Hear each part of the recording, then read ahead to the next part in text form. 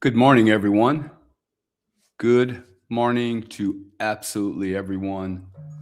The good, the bad, the ugly, the beautiful. Hope everyone's doing well. If you're not doing well, I hope you're here.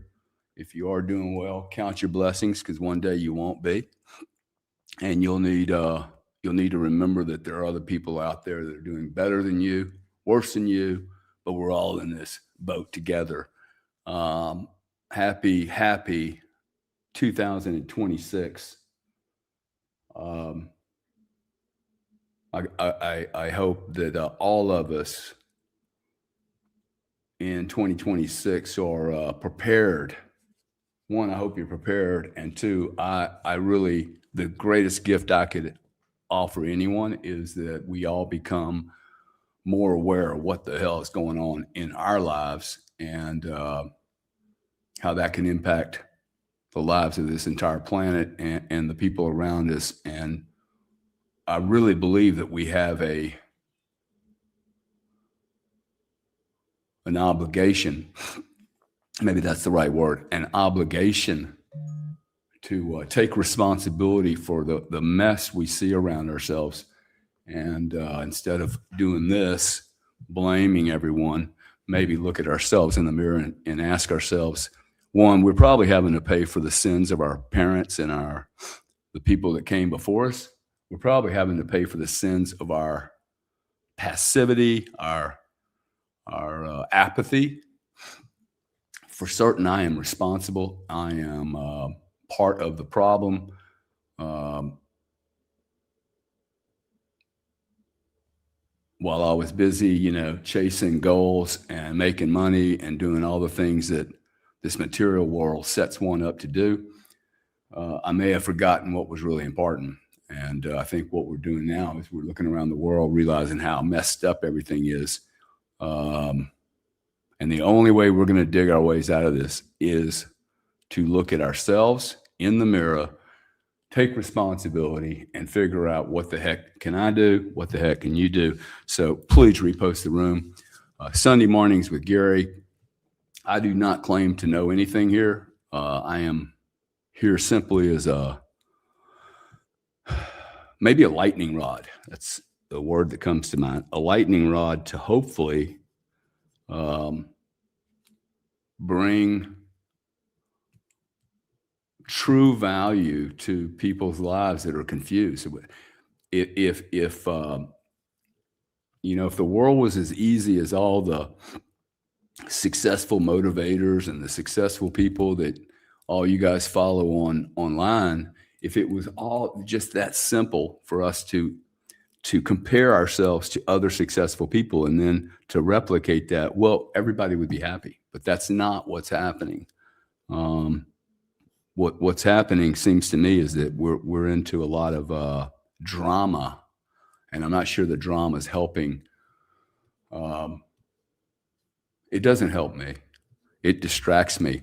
So anyway, we're going to have a good session this morning. I've been a little under the weather. In fact, I've been sick since the 24th of December. My daughter, my youngest daughter, kindly gave me the grunge.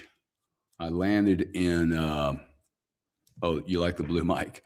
I landed in Lake Charles, Louisiana to go see my sister. And I mean, I'm on the plane, dude, and I'm like, oh my God, I should not be going to Lake Charles. I am so sick. And I literally got in bed as soon as I got there, got in bed and stayed in bed from the 22nd to, no, excuse me, the 21st to the 25th. Got home the 25th, stayed in bed from the 25th to the 30th. Something like that. I mean, sick as it. I'm still sick. I'll probably have to go to the doctor tomorrow and get a steroid shot. Anyway, so I'm gonna be a little nasally and probably have to blow my nose a little bit. So forgive me. If you guys could repost the room, we got 383 people in the room. I sure hope this is going to attract a lot of people today. and I may offend quite a few people today, and I don't mean to offend anyone. But I am going to at least communicate what I see happening, the traps that I tend to walk into. And I'm also noticing what I think is maybe some outpoints, some things that, although it may be easy to hit a button and join a space or, get engaged in something, I'm looking around asking myself, hey, do I really want to stick my nose or my ears or my heart, me? Do I want to put myself in a position where there's a lot of noise, and that noise, is the noise positive or is the noise negative? And notice what I'm writing down. I'm writing down noise, negative or positive. If I use the word noise, I'm pretty much sure it's negative. But let's say hello to a few people in the room. You know how I do this. I get involved and then I back up and realize, wow, it's 3 minutes into this thing and I'm going all crazy. First off, crypto in my veins. This man right here was first in the room. Power to the man. Crypto in my veins. Awesome to have you, buddy. Naboob's here. Nabob.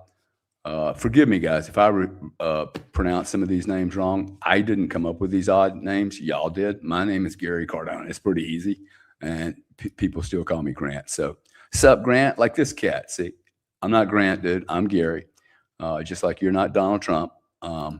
Anyway, good to have you, though. Let's see. Who else we got here? We got Nabob. We've got Nabob says, I'm here, Gary. Good. Thank you, buddy. Drama. He mentions drama. We're going to talk about drama today. We have Phil Game B. Hooray. Good to see you, sir. Wind Pump 15. Good to have you here. Anthony's in the room again this morning. Good to have you, Anthony. Missed you last week. Saw you pop in late. That's okay. I think he went to the proper church. Sergeant Major USMC, sir, if you are military, I take my hat off to you. I am here. Good man. The Head Crab. Good morning, Gary. Thank you, sir. The Head Crab. I like that name. Let's see. Well, at least I can pronounce it. T. Thank you, T, for being here. Pongo's in the room. M. Hart is in the room. Happy New Year to all. Happy 2026. Wow. Can you believe how fast we went through last year? Does anybody but me feel like last year was more like 5 months instead of 12? Anybody do? Because I am convinced time is compressing or doing something odd. In fact, I think I've had like 15 years removed from me. I know that's a really, really bizarre comment, but I do not know where the last 15 years went. I mean, really, I don't. Anyway, Steve Corello, good to have you, buddy. You're always here. Thank you very much for being here. You're a good man. Jennifer Selden, good morning. Always good to have you here. You're here. I think you've been here every morning, and I really, really appreciate the support and the energy you bring to the table. David Kiefer, another guy that brings awesome, awesome energy. Bro, Stephen Corello. Let's see what else we got. We got Rich Leak 6718. Good morning, Gary. Thank you, Rich. Blockchain, Becky, Blockchain, good to have you. Had lunch with her 2 or 3 weeks ago. It was really awesome. I was like, I don't think I'm going to do this social media stuff anymore. I don't like what I'm doing. I don't like the feedback. I don't like the grief. And Blockchain was like, Becky was like, no, dude, you got to keep doing this, okay? It's good. It's good for you and it's good for others. Even if it's good for you and it's good for others. I think that was good. That was good input. Uber Barbie, there's no link in X Spaces. Is that right? This isn't showing on the link. That's on X. Yes, it is. Yeah, it's on there. Not many people here, but it's on. So if you guys could repost the room, that'd be awesome. Maybe some more people get there, or maybe, perhaps people need to be talking about Bitcoin 24/7. Let's see now. Put pages side by side in the same tab so you can see comparison. Remind me later. Okay. Good morning, Gary, and everyone from Mel M. Mel M is an awesome human being. She's here almost every Sunday, and she is a good, positive force for humanity. If you're not following her, Blockchain, Becky, David Kiefer, Jennifer Selden, Stephen Carello, you should be. You most certainly should be. They're good people here. Unacceptable Jatel, 1985. Good morning. Andrea Cartier Bartson. Wow, what a name. Good morning, Gary. Let's connect this week about my April 7th to 9th event in Palm Beach. Well, she got some free promotion there. Feel free to reach out. I'm being asked to go to a lot of things, and I'm saying no to most of them. But in fact, we can talk about that. Why am I saying no? Why am I saying no to so many things?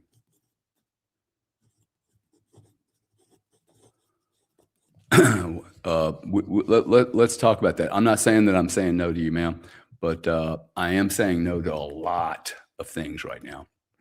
Pongo reposted the room. Thanks a lot, buddy. Victor reposted the stream. Wow, look at that cat, dude. Big old man of a man. Steve Carello, okay, he reposted. Awesome. Michigan Huddle's in the room. Support your messaging, especially these past few weeks. Look, guys, I am going to make mistakes.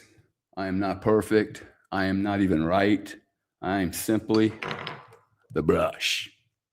I show up to these rooms and I ask the universe to simply, I show up simply as a brush, okay? Doesn't have any paint on it, doesn't have any noise on it yet, and I have no idea really what I'm going to do here. But I know that I am an odd brush. Check this brush out. Okay, we're going to talk about difference in colors and brushes and tools. Okay, different tools, different things that they all look different. They all look odd. I could be racist about all of these things. Like I've never used this one. It scares me. I don't like using this one. It scares me. Hell, almost everything scares me. But what we're going to do is we're going to talk about comparing. We're going to talk about social media, drama, bonding or bombing, distractions. But before we get to that, Jennifer Selden says, we are entering the most incredible year yet. You know, Jennifer, I think when I started doing this, what week is this now? This is year 2, week 7, I think, or week 8.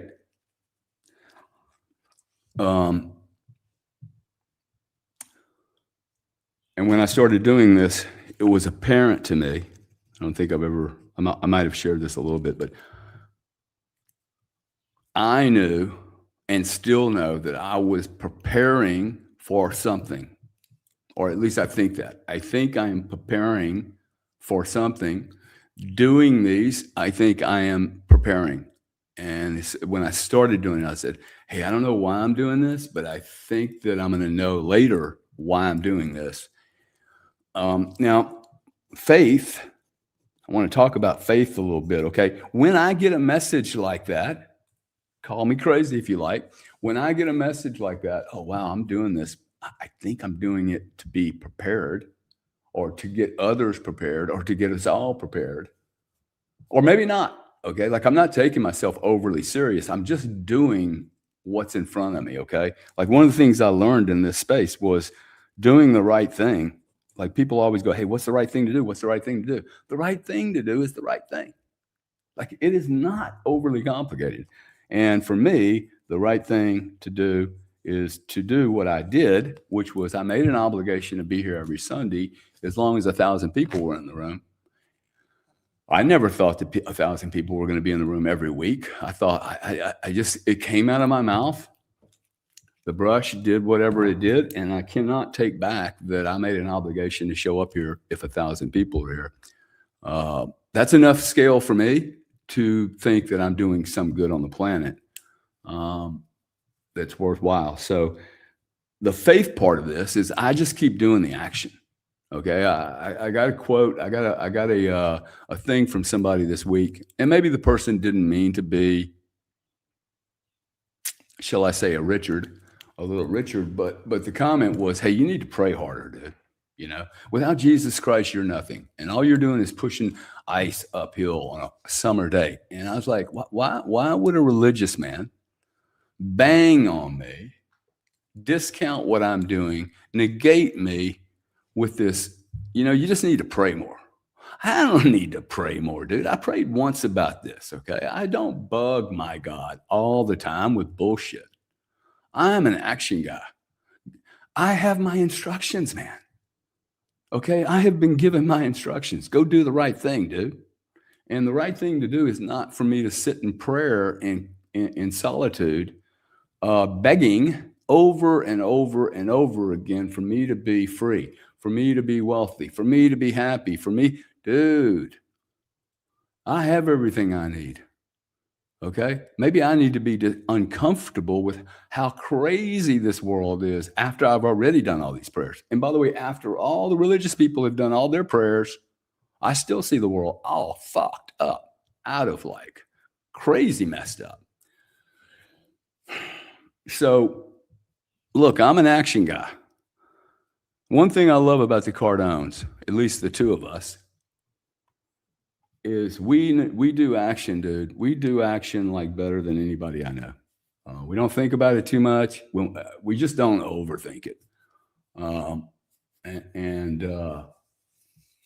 Anytime I'm lazy or not into action, sometimes I'll look at my brother and go, wow, that cat just does action. I may not agree with all the actions, but that cat does actions better than most any human being I know. Fair Parenting Podcast says, good morning, Gary. Good to have you in the room. David Kiefer is reposting the room. See, that's what needs to happen here, okay? Guys, I don't believe. In fact, I'm gonna just go ahead and say it, okay? All you Bitcoiners, all you know-it-alls, all the guys, and look, I think it's really valuable what most people are doing.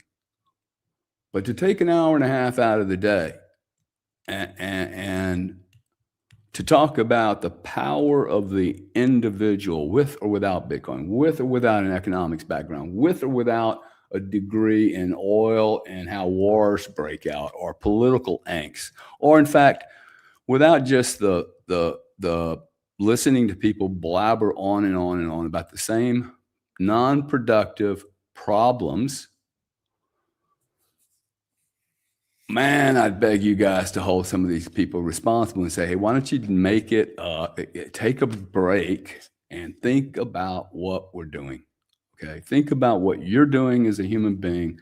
I greatly believe in so many people, but if I have a weapon and I am a super weapon, but I have no focus and I'm not targeting the right areas, I'm just as big of a problem as that's how we got here, is my opinion. So if you could repost the room and ask your parents, ask your kids, ask anyone that you know that needs just, they're good people. Okay. I mean, I know some really awesome people, but to be talking about Bitcoin 24/7 right now, I'm gonna ask you guys to ask you, are you actually accomplishing anything?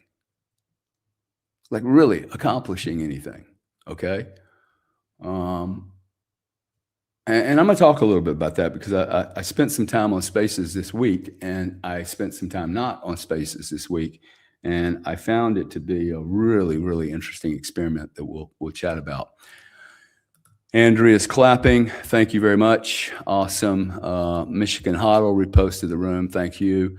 IJB also reposted the room. Okay, guys, more than repost. Okay, I want you to, everybody that posted, I want you to unpost it.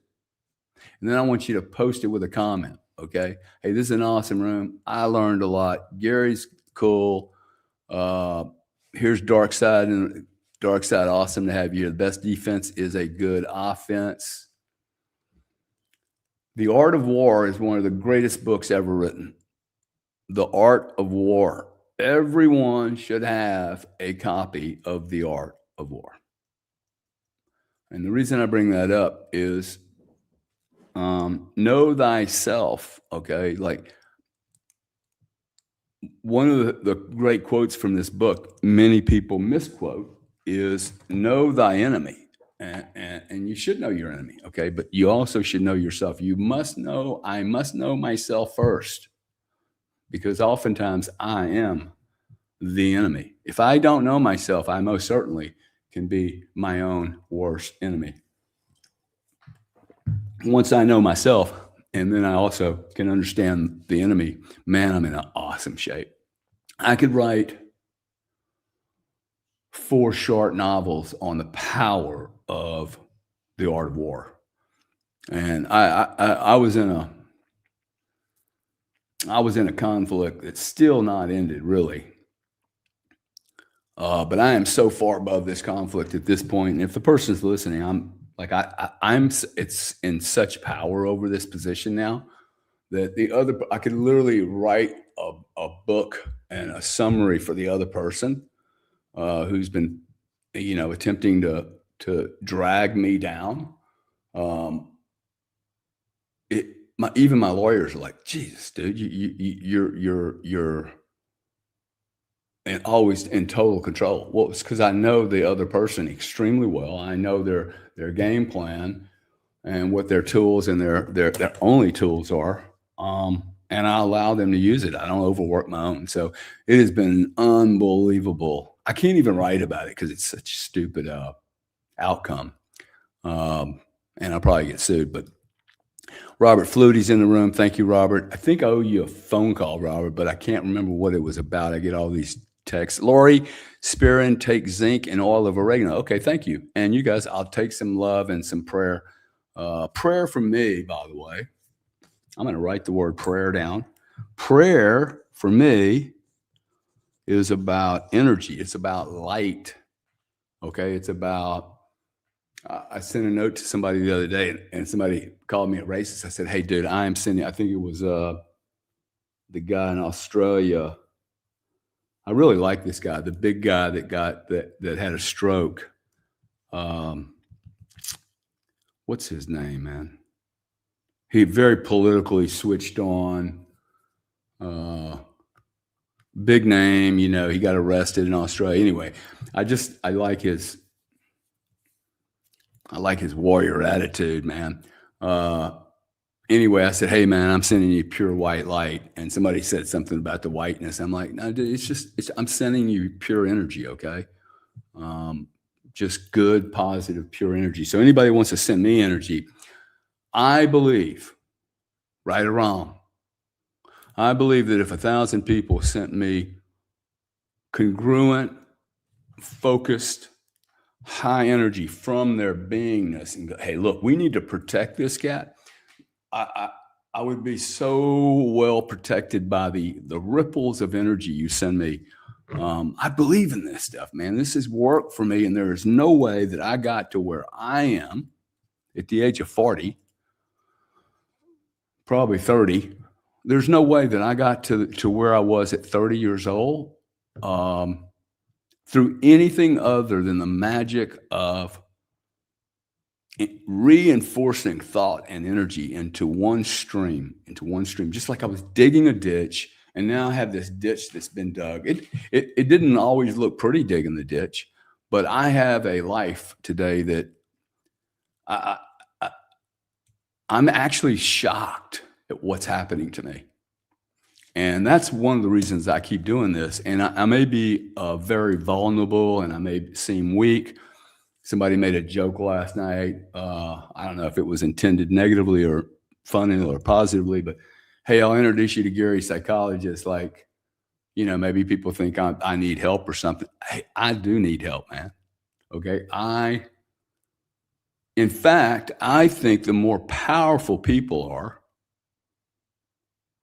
and if you know who I'm talking about, or if you're listening to this, I think the more powerful you are, the more you have to look within, because you're more complicated. I am really a complicated person. Maybe I think I'm complicated. Maybe my ego wants me to be complicated, but I am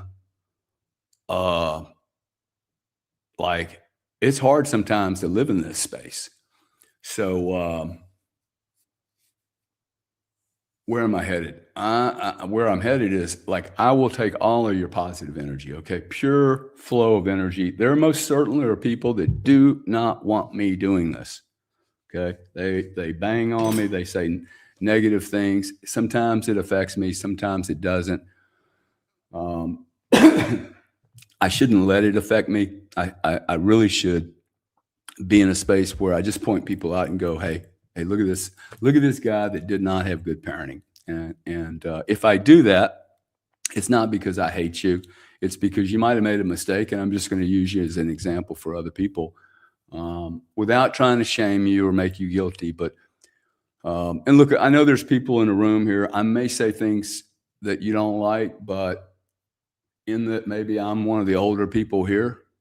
There are things that I have had to hear in my life from strong men and women. I may have not liked it. I may have said, fuck off. I may have walked out of the room, stormed out like a little baby, but I needed to hear these messages. Okay. For instance, one message that I have never forgotten, and I'd like all of you to write this down. I'd like you to get your pencil out and commit that you're going to write this down, whether you like it or not. But I was sitting in a room while everybody's getting their pencil and paper. I would really beg you to do so. XRP Mullet Head says, thanks for the space. Thank you, sir. Thanks for being here. Good morning. I am A1. A1. I am one of one, dude. I love this. One of one. If we just keep reminding ourselves, you're going to have to remind yourself over and over and over and over again, because you are inundated, absolutely slaughtered with the concept that you are one of many, that you are one of something you need to compare to. And I am going to tell you that comparing, as soon as you start comparing, it should be a red flag off for your soul, for you, that comparing is evil, is committing murder. Okay? Comparing yourself to anyone is murdering your own pure character, man. Comparing myself to anything means I haven't fully understood who I am and the value, or otherwise I wouldn't be comparing. Make sense? Okay, so we're going to get to, so you got your pencil. I'm sitting in a room in 1998, something like that. I'm in Houston, Texas.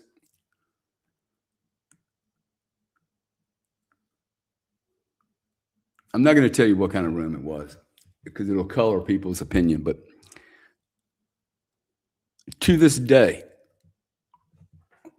behind me, about 4 rows and to the left, I hear this, well, my name's Bob, or whatever his name was. And dude, he just says the following: discipline is the key to freedom.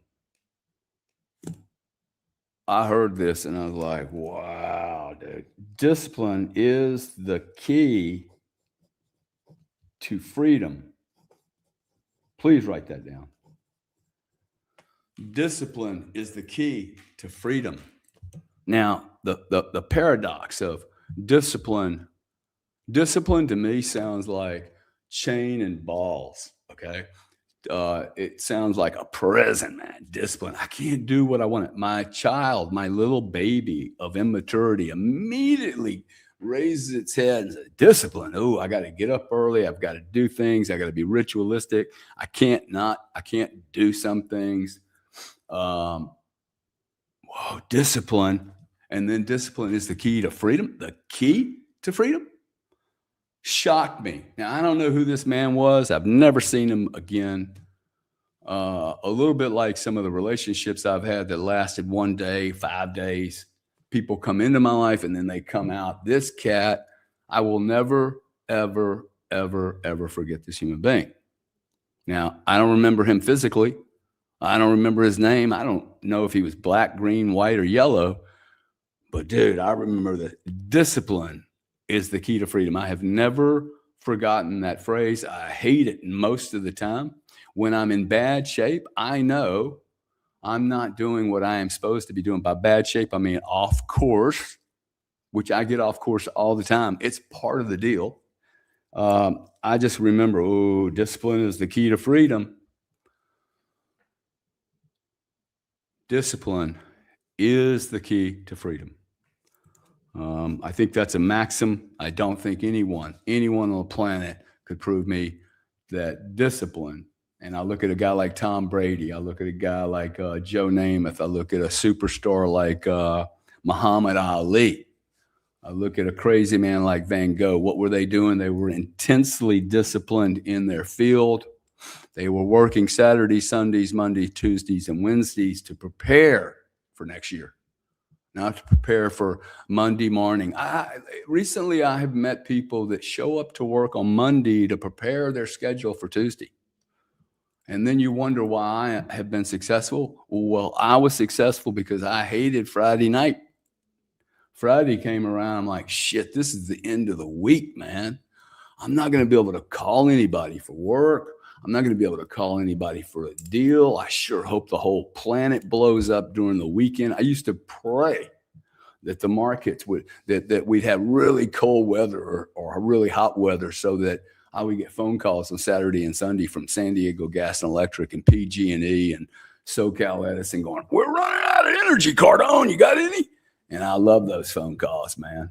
I love those phone calls. Saturday and Sundays come around, though, I got nothing to do. And so what would I do? I'd go out hunting for girls, and I would never really fix it. And then Monday would come around. Dude, Sunday, I had my list of people. I was like, that's how you get successful, man.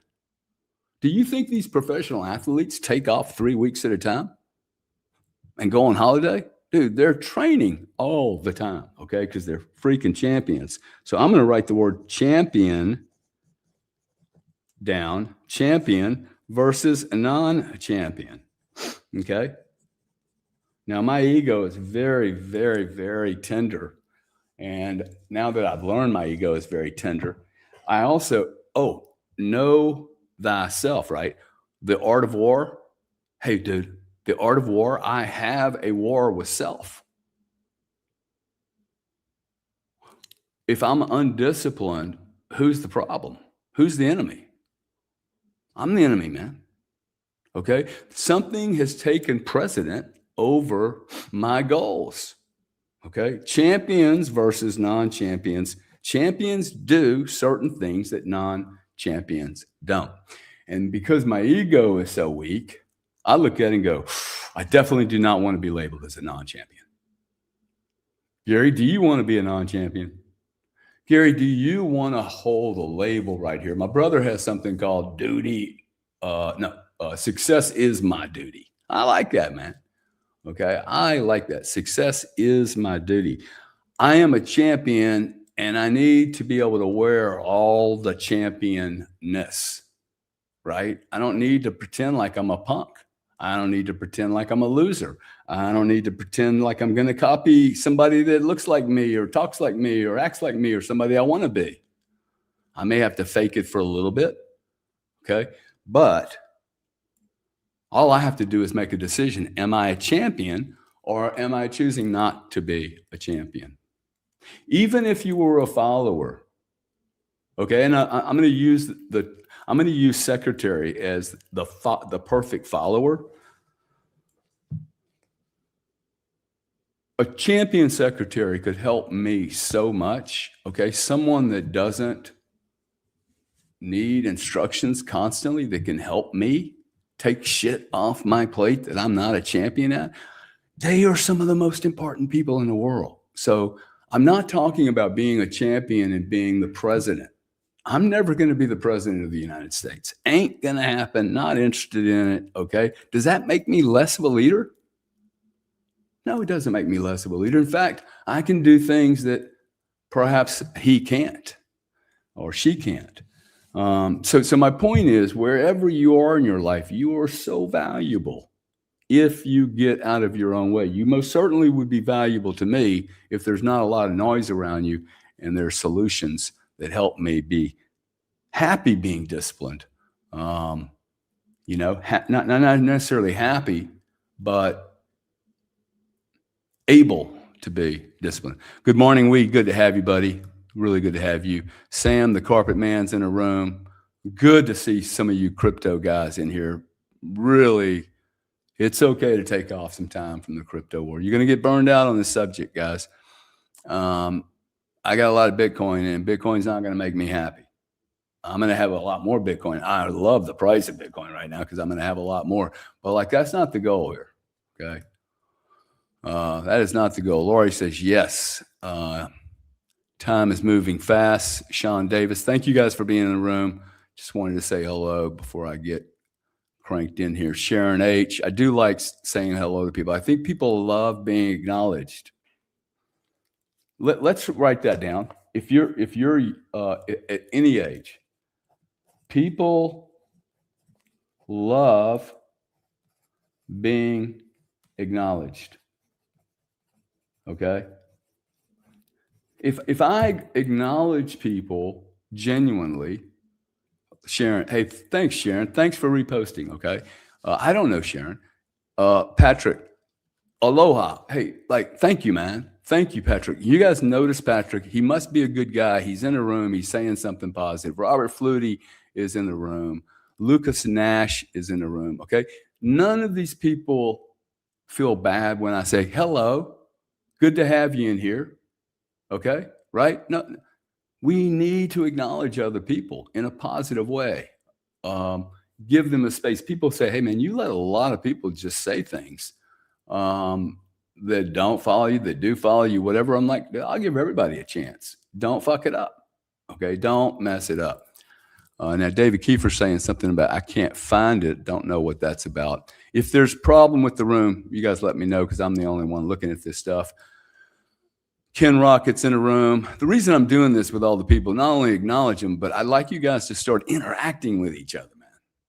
Okay. I'm trying to build a community here of flow, a community of centralized and decentralized, hang with me, energy, man, where we're all coming together with the same kind of energy. You're not going to hear a bunch of drama from me.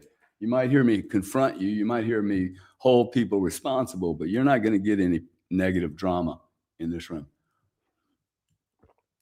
I don't, there's plenty of that all over the place.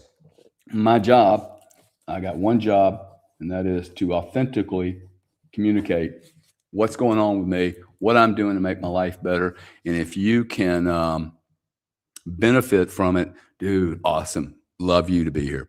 And love your mom, your dad, your grandparents, your children. Action is delayed by doubt and thinking. Okay, you don't have to figure out what people are going to do by you sending them or introducing them to me. All you have to do is say, hey, I want to introduce you to this cat. He seems to have a good heart, good intention. I don't really understand what he's doing. He doesn't charge anything. And this is exactly why I don't charge anything. I got a phone call 2 days ago from someone that said, hey, man, I think you should look at removing some of your posts.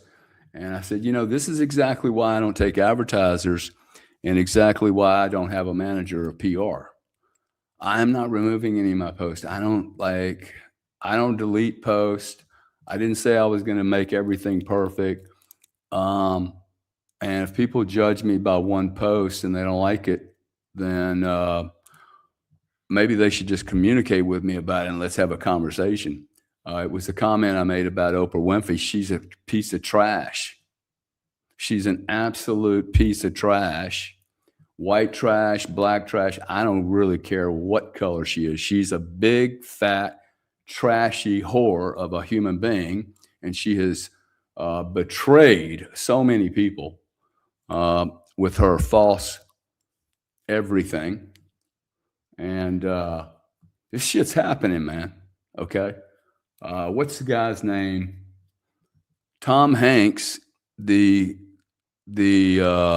is it the Oscars or the Globe or whatever that fake, hey, these are great celebrities. They've completely taken him off the list. Tom Hanks is going down, okay?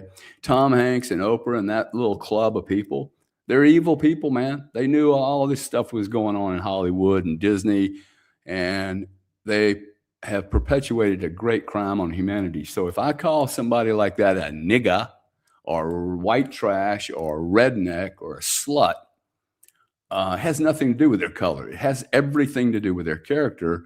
And if you don't like me for it, fuck off. Okay? Fuck off. If you ever find me being a criminal in that way, y'all should slaughter me. Absolutely hang me by my nails in public, transparently, and destroy my character and my reputation. We should all do that, okay? Man up. And if you get worried about some N-I-G-G-A word, which, by the way, isn't even the N word, okay? I learned that from the black people. It is not about black people, okay? I'm about as white trash as it gets. I was born on the wrong side of the tracks, had nothing, made a ton of mistakes, probably still making mistakes, but I'm not a horrible, evil human being, okay?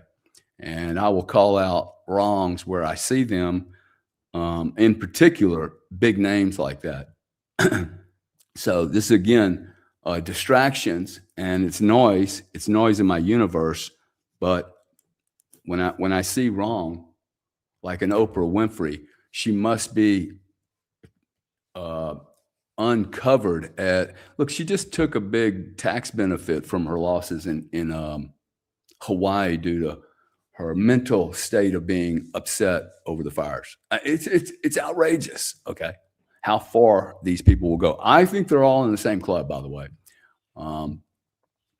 Okay, I think I've spent too much time probably saying hello to people.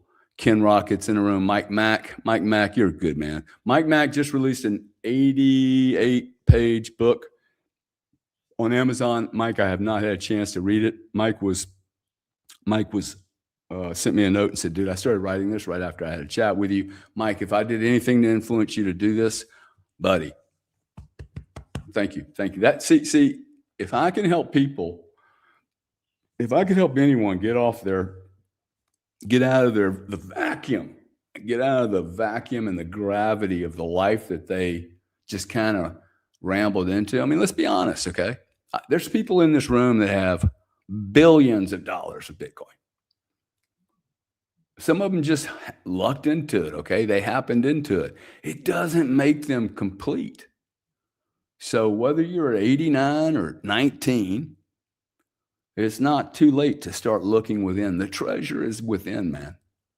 And that's really what I'm going to talk about today, because I'm going through something that I find to be absolutely, it's really shocked me, and I am not easily shocked whatsoever. Anyway, you guys follow Mike. He does some spaces, and he's just written the book. I think it's available on Amazon for like $10. So let's see. We got Sick Mimi. I love Gary's art. Mimi, thank you. We're going to talk a lot about art today. We're going to talk about being different. Notice notice how all these are different, right? All of these are different. Oh, wow. I'm going to call this is my black paintbrush. Okay. Ooh, it's a black paintbrush. It's not as good. Dude, they have different purposes, for God's sake. Okay. I love this one, by the way. Big O angle paintbrush. This is called a radiator paintbrush, I think. Anyway, which one of these is right? Which one is right? Okay, they're all different. Look, I'm this guy because I'm only 5'7". This is, Shaquille, or like, they're all different, man. They're all for a different reason. They're not right or wrong. I don't even think I use them for the right reasons because I've never studied anything about art. But I'm most certainly just buying things and trying them and trying to figure out what works. So, all right.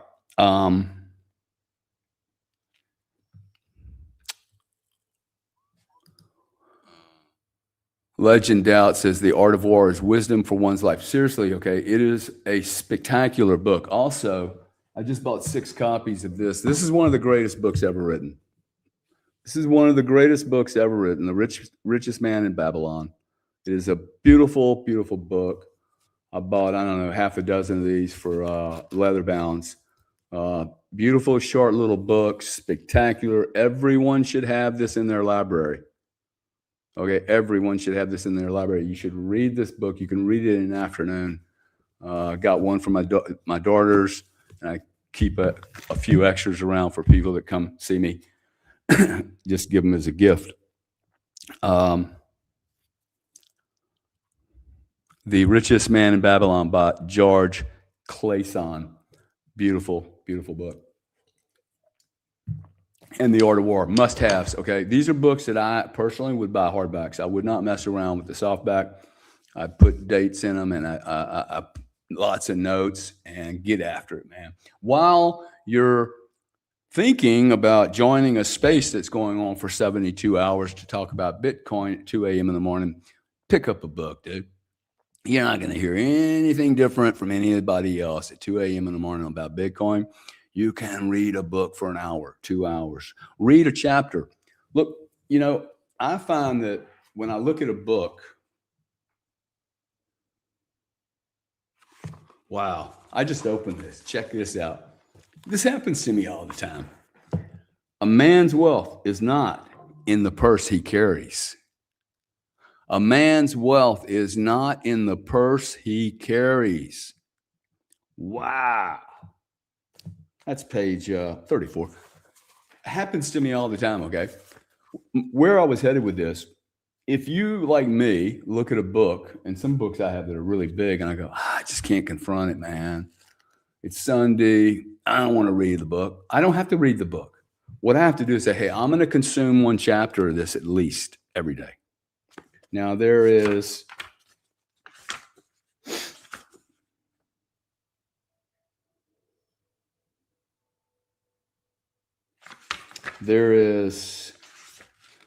about, I don't know, 1, 2, 3, 4, 5, 6, 35 different chapters in here. If I commit to reading one chapter a day, I'm going to probably read 3 or 4 or 5.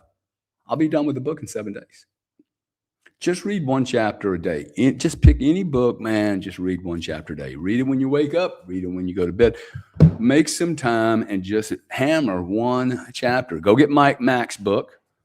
88 pages, dude. You'll be able to consume that book so quickly. Flows a little bit of juice to Mike. It flows some juice to your own soul. And you start getting into a discipline of doing something different. Okay? Doing something different. The right thing to do is the right thing. Right thing to do is the right thing.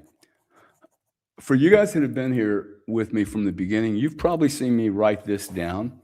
How many times? I mean, you guys do understand I am actually writing things down that I say, right?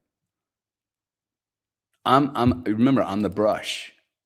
I'm not the content provider. I'm simply like, what do y'all call it? Free,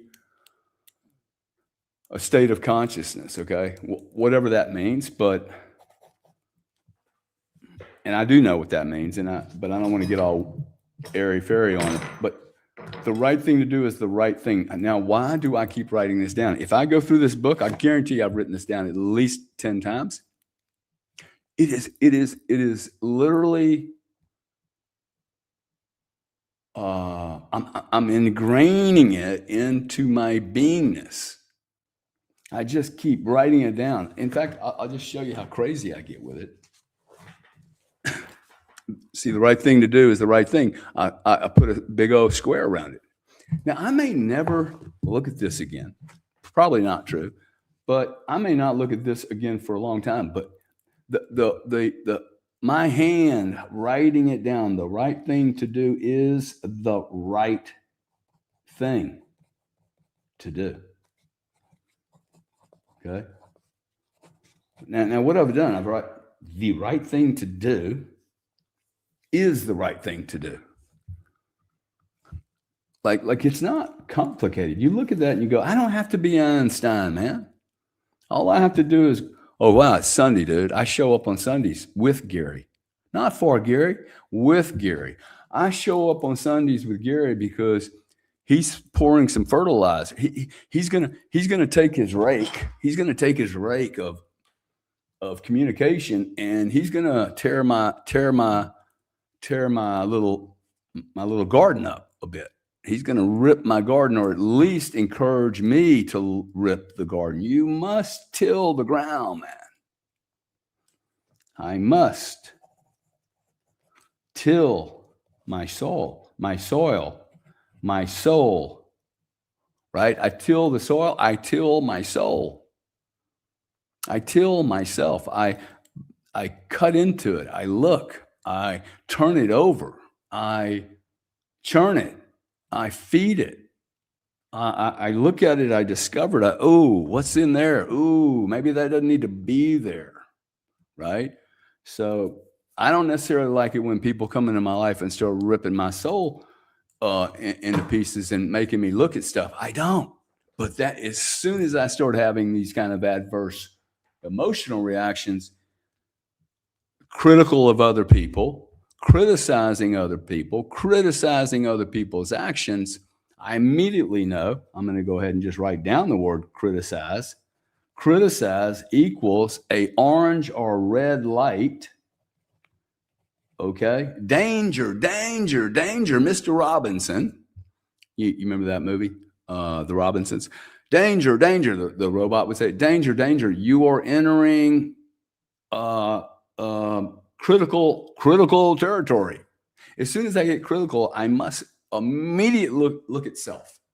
Immediately look at self and ask myself, what in this person, Lauren of the Light, okay, she's irritated me now, eagle eye view. Oh, for some reason, the blondie irritated me. I'm like, well, why am I getting jacked up about her?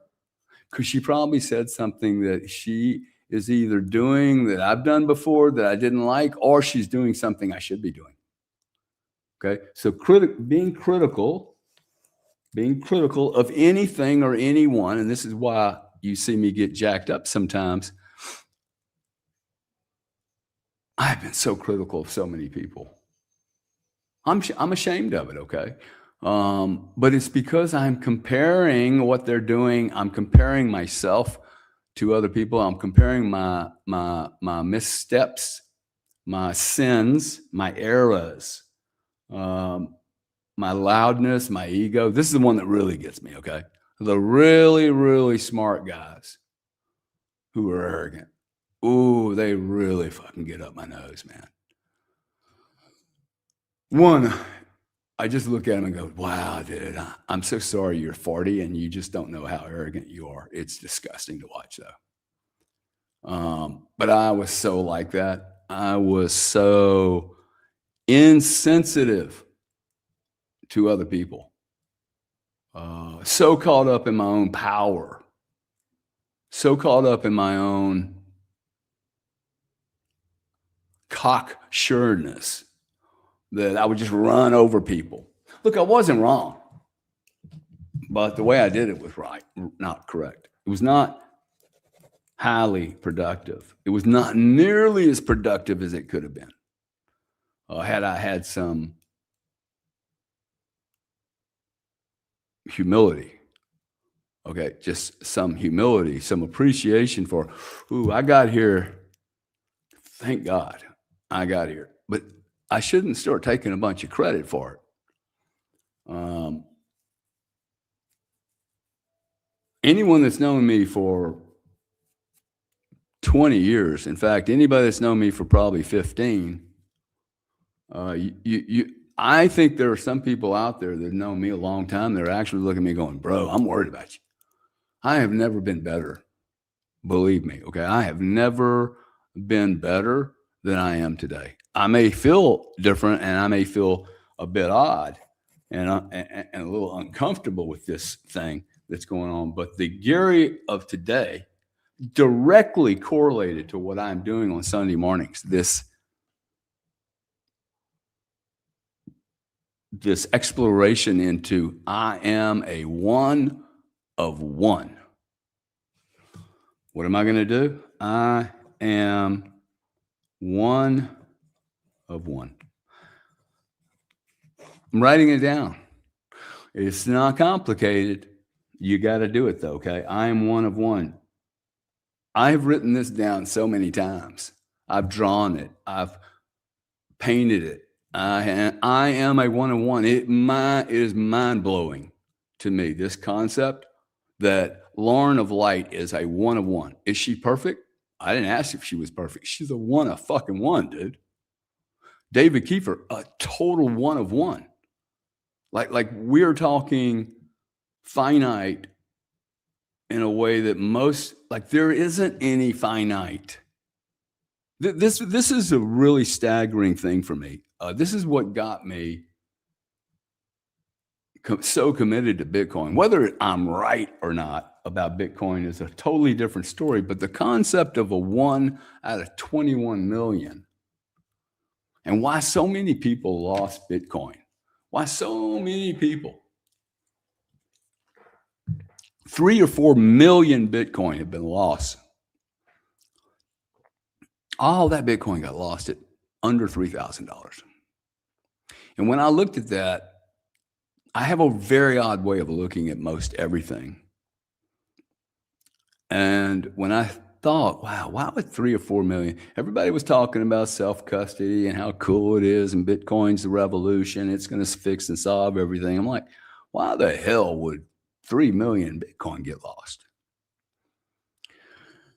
And because I believe that in this case, because it's a market, I was like, well, the reason it got lost was it was priced wrong. Now, have you ever heard anybody say that? I'm not trying to take credit for being smart on it, but the only reason 3 million Bitcoin were lost was that the people that lost it did not value it correctly. And as I was looking at, this was at, I think $600 or $6,000 or something. And then I got to the point, I'm like, I don't think human beings have the ability to value quality. I'm going to say that again. I don't think human beings are very capable. They struggle with valuing anything.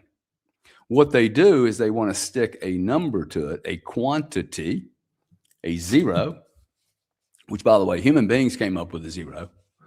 There's nothing really in math that talks about zeros. But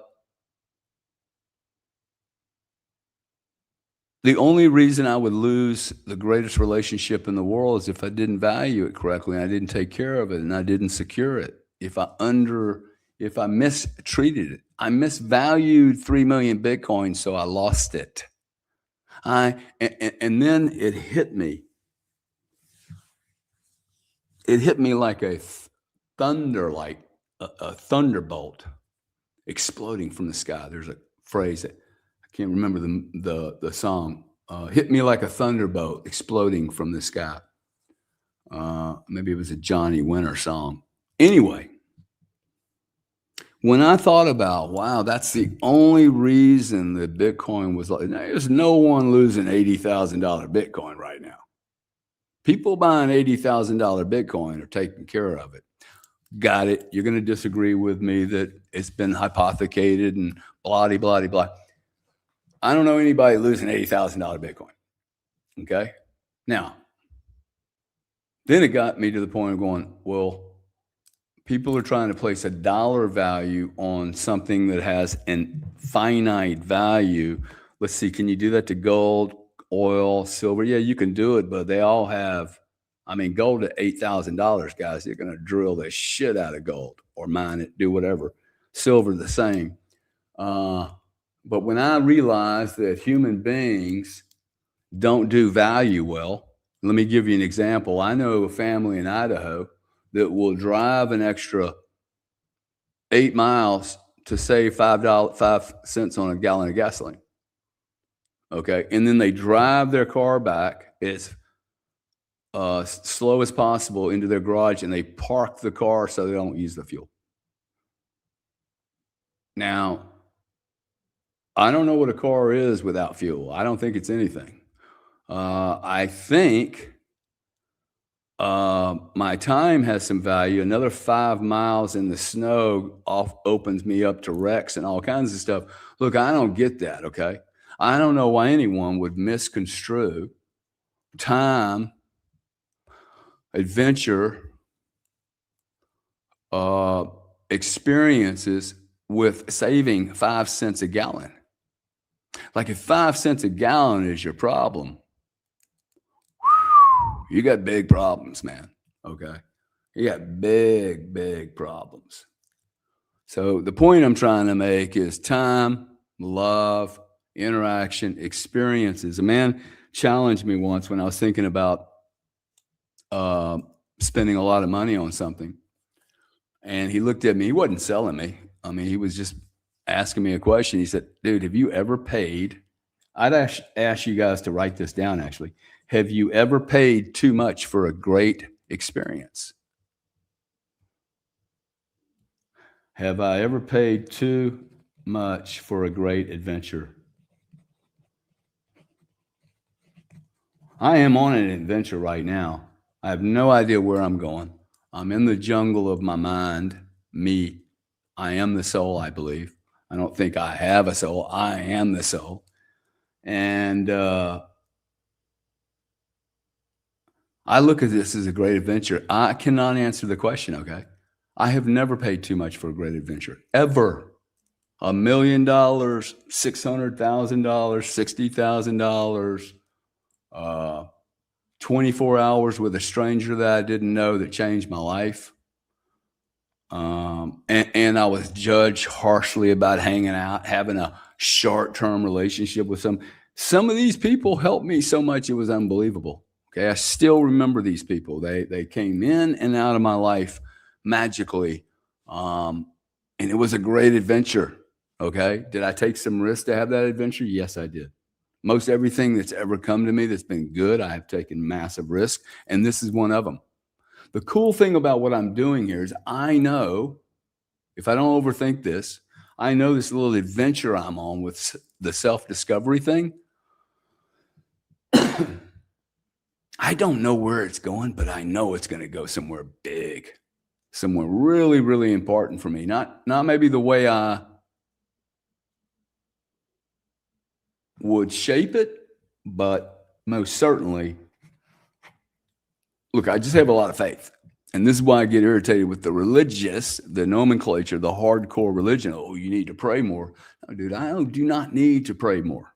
I have been given my instructions. Show up, do the right thing, use the tools I have been given. I have been given some gifts. Those gifts need to be sharpened, refined, improved upon. And I don't need to worry about the things I'm not great at. I just don't need to do them. I need to do what I am really, really good at and not get distracted. Kelly Kellum, I think you know what I'm talking about getting distracted. It is so easy. By the way, the more able you are, the easier it is to get distracted. Okay? So discipline is the key to freedom. Like it or not, discipline is the key to freedom. I'm going to pause there because I think it's such a big thing. And I'm going to hold you responsible. I want you to just look at your diary from the last 2 weeks in December. The last 2 or 3 weeks in December, most everyone has been undisciplined, not focused, all over the place. You know, it's a weird time because we do all these holidays and everything. Ask yourself, like, hey, could I have been more disciplined? I think most everyone's going to say yes. Okay, I could have been more disciplined. This is the cost of being a champion. Excuse me. This is the cost. The cost of being a champion is discipline. Over and over and over again. If you ever see a guy that uses one of these tractors and, you know, the excavators,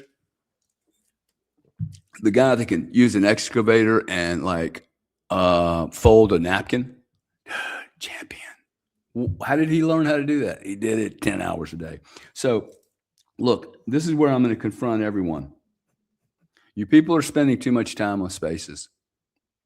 You're spending too much time in rooms doing nothing, listening to bullshit. Okay? If you spent 8 hours per day working, 7 days a week, by the way, that's 56 hours.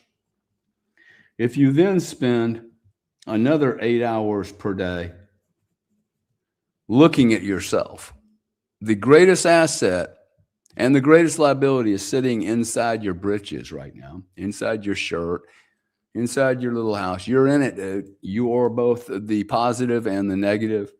You're everything that you learn that you think is true that's not, and you're everything that you haven't learned that is true and you just haven't accessed it yet. And you're also the little bit of knowledge you have that is right. And I think it's little. Just like me, I have very little, for sure, pure, correct knowledge. That's why I'm not judgmental of other people, because I don't really know. I don't. I do not know what you should do. I barely know what I should do. I barely know what I should do. I also need to know what I should not be doing. Okay?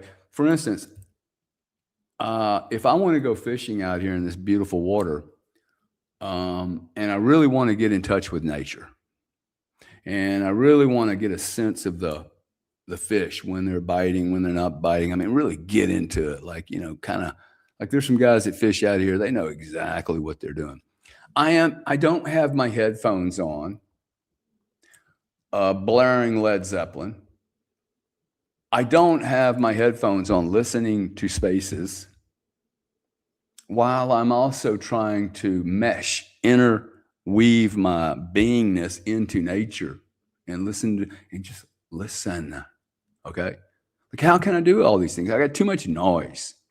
Okay, so if I have 8 hours a day, now we're up to 16 hours now. 8 hours of work, another 8 hours of who I am. I am Gary. I am David Kiefer. I am Anthony trading with Jesus. I am Rapole Rebel, right? I am Kelly Kellum. I am Just Swap It. I'm Mel M.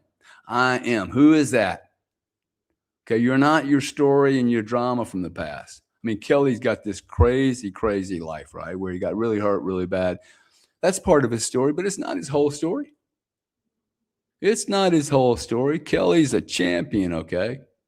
And the more he will do this type of work, he will realize how much bigger he is than that incident, right? He will, in fact, I don't think anyone's scared of failure.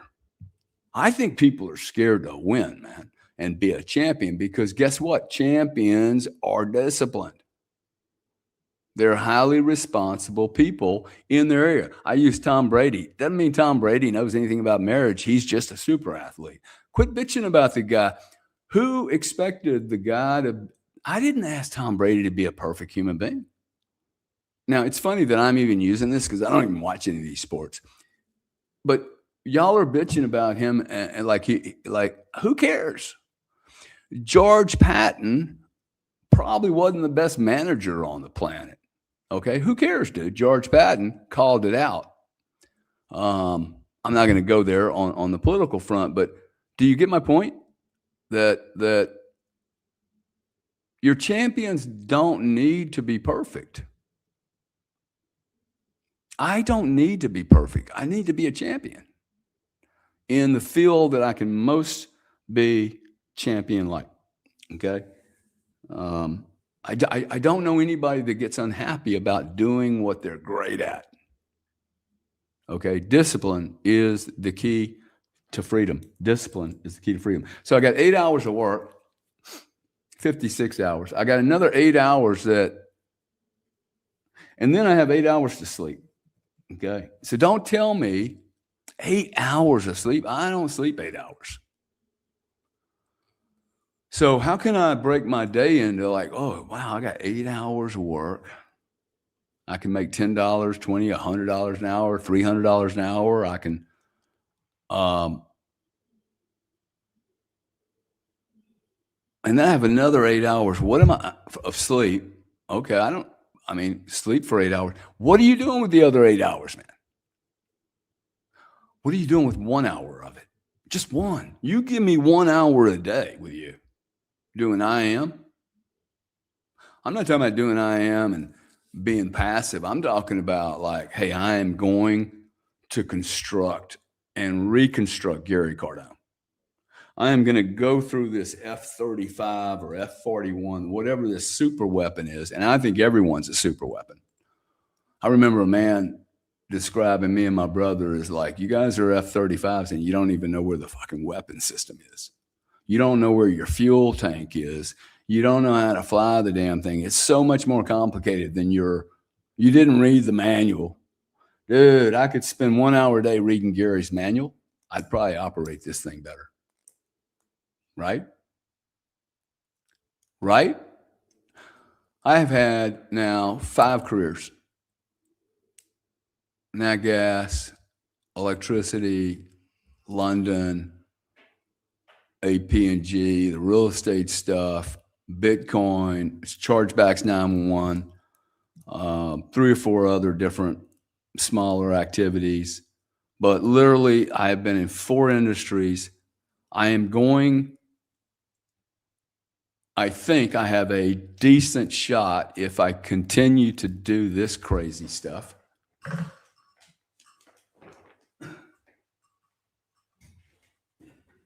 This is you right here. Okay, this is you, man. Okay, it's got a bunch of stuff on it.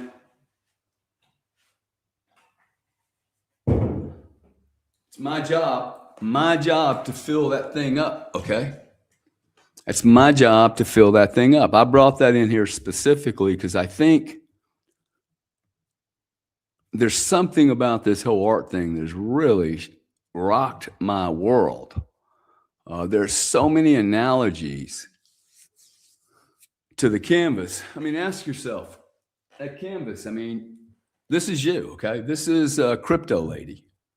Now, most canvases already have a bunch of stuff all over them. Think about it. Your canvas isn't blank.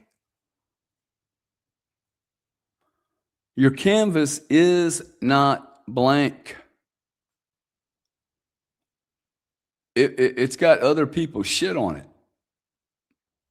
Okay, so wow, I could spend part of that 8 hours getting rid of the crap that you can't see, and then putting the stuff on it that actually belongs there. Okay, I want to just speak to this just briefly. The blank canvas. I have a belief. I'm not sure it's right or wrong, but my observation of people is that there's two types of people in the world. There's the blank canvas person. I am most certainly a blank canvas guy. This is why I move from industry to industry. I get so bored. Like I could never have done real estate my whole life. I just find it so boring. I couldn't do energy after I was 40. I was like, this is boring now, man. I know when I'm walking into a meeting, what's going to happen. I know the contracts. It's just kind of like, oh, okay, well, we'll do another deal. We'll add some zeros and, oh, the deals are bigger. I'm moving into M&A now. It's all the same, man. The canvas is already filled up. I don't like taking over a partially filled canvas and go, okay, finish it. I can barely finish the paintings I'm doing. I don't know when to finish them, right? It's really hard, which is fascinating. I've learned so very much about it. And I'm going to actually talk a little bit today about the value of getting out of your lane. Now, I don't want anyone to get out of their lane. Okay. What I'm doing is, it is my lane. See, that's the other thing. You comparing yourself to me and what I'm saying right now could be a massive mistake. You're going to sit there and go, wow, this guy is really just changing his career. I mean, literally, I have had 4 industries. I don't know many people that have done this. I'm very proud of it, actually. It's a multidisciplinary approach to having a career, and no one would have told me to do it. Okay. You do not leave your job after 17 years to go, oh, I think I'm going to read books, study religion, and look at myself for 5 or 6 years and figure it out. I'll get another job later. Nobody does that. I jump off cliffs really, really well because I get so uncomfortable. You get uncomfortable enough, you can make decisions really, really fast. All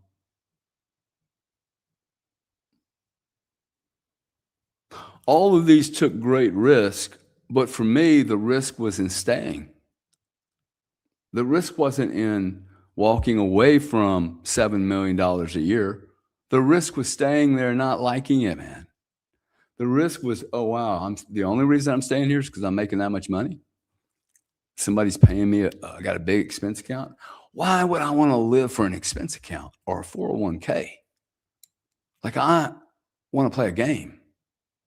And this is what I like about doing this right here. I mean, it scares the hell out of me what I'm doing here, but I love the game of, oh, I don't really know where I'm going. See, this is my lane. So don't get confused with, well, Gary's being inconsistent. He's saying that, you should hop around. No. You should find out what your genius is. I happen to be a blank canvas guy. There aren't a lot of people that do blank canvases.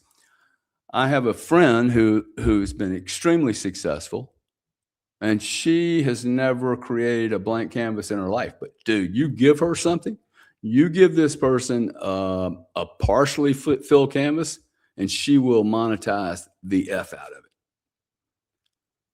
Do you get my point? There are some people that do the details and the finishing better than people that do the initial create. I love the blank canvas. I like the create, but I have to first get rid of all of the noise on the canvas. I have to get rid of all the noise that's in me. Ooh, this brush is really small for that canvas. Okay. It's probably not the right analogy, but I am going to have an awful lot on that canvas that I don't really see. Okay. Like I will put these canvases out and I'll just look at them for 2 days, 3 days, 4 days. And I'm not ready to do anything with it, but I'm sitting there. This is part of my 8 hours, man. This is part of my 8 hours. Okay. Now I got it. I don't work like I have never worked like everyone else. Y'all decided to fall in line. I never did that. I can't remember the last time I worked on a Friday since I was 30 years old, maybe 35. I was like, dude, I get shit done. It wasn't that I didn't work. I just wouldn't go into the office on Fridays. I'm like, hey, look,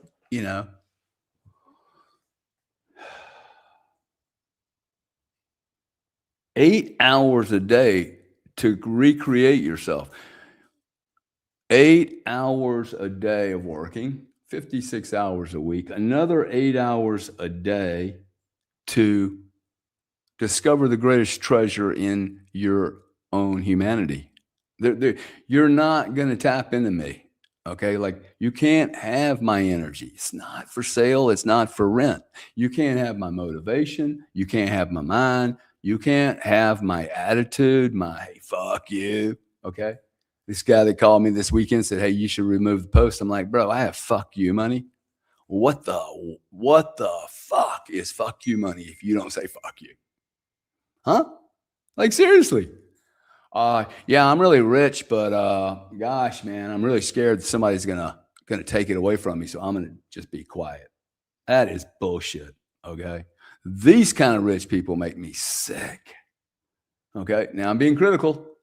Shouldn't make me sick. What I should go is, oh, well, I'm gonna have to carry a little more weight. That's all it means. Okay. Because I'm not gonna shame this human being into doing something different. If you're locked into the material world, if you're locked into being right, if you're locked into followers and adulation, you're going to be an unhappy human being. Okay, because you're never going to get enough of it. It is never going to satiate you with, oh, wow, look, I've got 1 million followers, or I gained a bunch of people, or it don't matter, man. It don't matter. You want as many followers as the Kardashians have, then all you have to do is what the Kardashians did. No, it's not really complicated. All right, so I keep writing down I am a 101. I keep telling you guys, hey, please write these down. It may seem very elementary. It may seem really stupid. But the very thought that most of us have never considered doing the math on, well, I have 24 hours in a day. I sleep for 8. Nobody's working 8 hours a day, 7 days a week. I don't know anybody that does that anymore. So you even have more time. We should all be super people. We should be super men and super women. 8 hours a day allows me to read some of the greatest books in humanity. It allows, now we have technology, I can watch things. The question is, do I have the discipline to stick my nose, stick my beak, stick my mind, stick my soul into the right information? Or do I go on one of these spaces 24/7 talking about Bitcoin, or talking about silver, or talking about being rich, or how to X 24 hours? Come on, man. I haven't looked at the price of Bitcoin in I don't know how long. I quite frankly, the only thing I'm doing with Bitcoin right now is trying to figure out how to get more. I don't really care what the price. The only thing the price does, man, Gary, you got to hurry up, dude. Like, I can't believe you've been given another 6 months to a year to do this. Now, why do I bring this up? The reason I bring it up is Bitcoin is a really, really unique business. And by that, I just said I was going to work 8 hours a day, 7 days a week. I think I'm going to probably work 1 hour a day, because Bitcoin allows me to do some things that I couldn't do otherwise. I just freed up 7 hours a day at work, man, to further discover self. By the way, just for you guys that are sitting there going, yeah, it's easy for you to do this because you already have made some money. You do understand that people like me rarely really have a lot of money. For instance, my goals for Bitcoin put me in exactly the same position as Dan G, Giggy, Kelly Kellum, Undy, Al Velma. Okay? All of them. I want more Bitcoin. So guess what I have to do? The same thing you have to do. It's not like I have money just stacked away and I go, hey man, let's buy some more. I have to go create from zero, just like you do. You're sitting there going, well, yeah, but you've made a lot of money. It's deployed, dude. Now I need another 800 Bitcoin or 500 or 300 Bitcoin. What am I going to do to get it? I have to go create, just like you do. I have now 24 hours in one day to build that position larger. It is no different. Well, you know a lot of people. So what, dude? I know a lot of people. A lot of people don't even like me. A lot of people confuse me with my brother. People don't want to do business with a guy like me that's got a loud mouth and I bitch about Jewish people killing people, or Catholics raping people, or politicians being professional prostitutes. Okay, every one of them. Don't call my ass for any money. Don't call me for any engagement. Drop my email. If you're a professional politician, I want nothing to do with you. I don't care who you are. I refuse to support them, and I refuse to support taxation, because taxation, my taxes, my dollars that I voluntarily give to my government because I'm so scared not to, is killing people, and I refuse to do it anymore. Okay, I am taking a moral religious exemption from taxation because I commit to my God not to commit homicide, not to kill. I don't believe in aborting, and I don't believe in killing anyone on a war field because it's some distant war field to grab barrels of oil or the instructions of someone else. It is outlandish. Okay, I am exempting myself religiously. I have a moral dilemma. Okay, every time I pay these taxes, I am creating a new prison for myself. It's not cool. Okay, and it's not cool that I don't have the balls, the spine to say, fuck you. This is criminal. You government are asking me to commit high crimes. I think everyone, I'm happy to go to jail for this. Okay. Bring it. Please launch it. I don't think anybody has the guts to do it. They don't want this in court. 3,000 people should all say, am I going to voluntarily continue participating with the mass killing, genocide of children and innocents? Am I? Are you? Do you have the guts to say, no, fuck no, no more, dude? In fact, I'd like all my money back so I can clean my soul. I'll give every dollar back they gave me to something else. Every dollar. I don't mind paying taxes. Okay? I do not and have never mind paying taxes. I've never cheated on my taxes. I pushed the envelope where I could legally, but I'm at the point now where, look, I got 8 hours. Bitcoin allows me to work about 1 hour a day. Not really, but you know what I'm saying. I got 8 hours a day to learn more about the tax code and the Constitution and the Bill of Rights and go higher. If there's any lawyers out there that actually have a fucking spine, please reach out to me. You must know the tax rules and you must know the Constitution. I would spend a good chunk of money to put this into a courtroom. Seriously, I would spend a very serious chunk of my wealth to say, no, you can't do it anymore. Okay.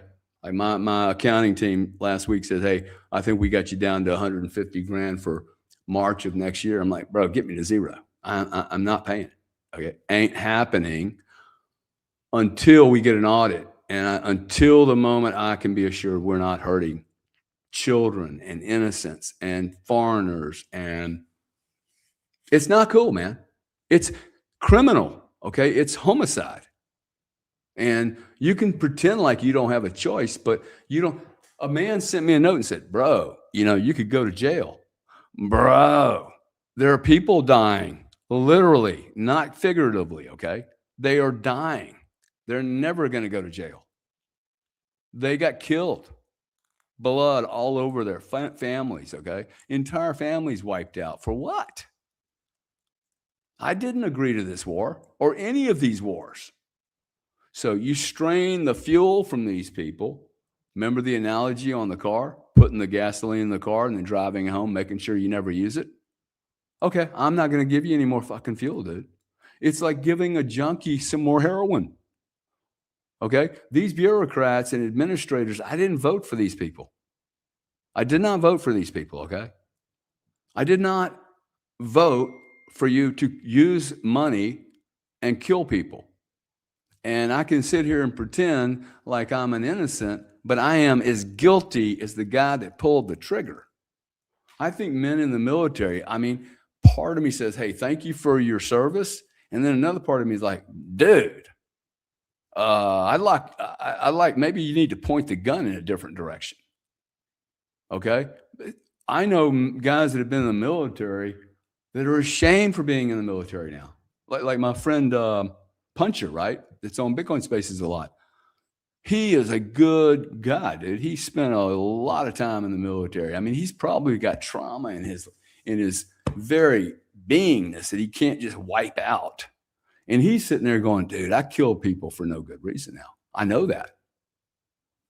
Okay. So just because we've been indoctrinated into this cult of cheap oil and America is great again and we're exceptional. We're exceptional because we have a bunch of fucking weapons. There's no other, we're not exceptional people. Okay, I am an exceptional human being, not because of red, white, and blue or that I kill people, but I'm an exceptional human being because I'm actually asking myself, how do I become an exceptional human being? And I think I know how to do it. I don't think it's overly complicated. And in fact, I think it's so exceptionally undercalculated and undersold and under-taught that I am going to stick my nose in front of a camera and a microphone and share, hey, I think I cracked the code. I think I've cracked the code to a great successful life. And it is literally in me understanding first that I am a one of one. And when I think about being a one of one, I'm like, dude, I'm a Picasso. Okay? I might be a Picasso, not just a painting, but an individual who can create brilliance. Why am I spending time on stuff that doesn't get me there? Because I know that the key to freedom is discipline. The key to freedom is discipline, whatever that freedom means to you. My freedom for me, success for me, is to be able to say yes to any great adventure and no to anyone for any reason whatsoever. No is a powerful word, man. Okay? We don't say no enough. I should be saying no. I have 8 hours in a day, man. If you're sitting on a space listening to some of that information is good, but you don't need to hear it 72 times.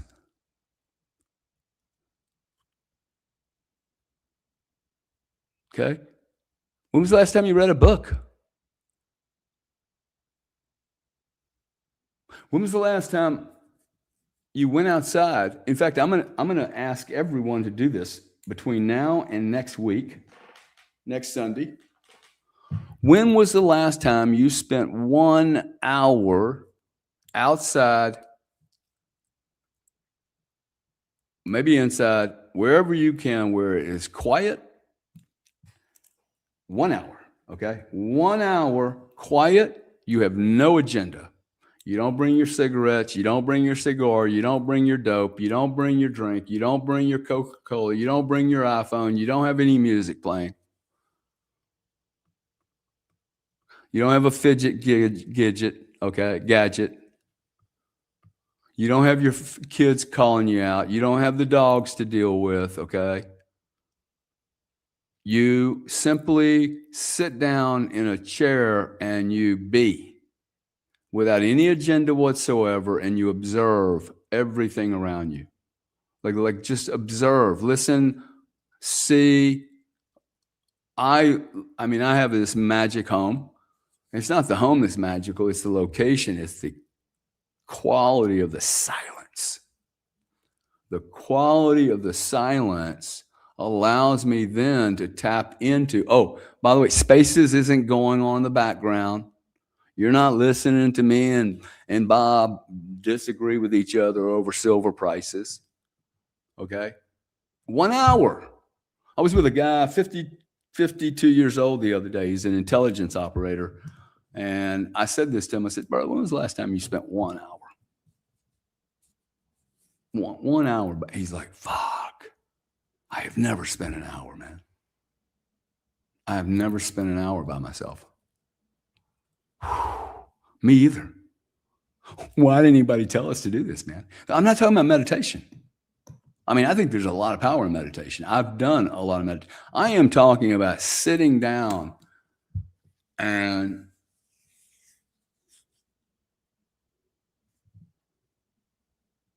unplugging. Because what you're going to find out is that when you unplug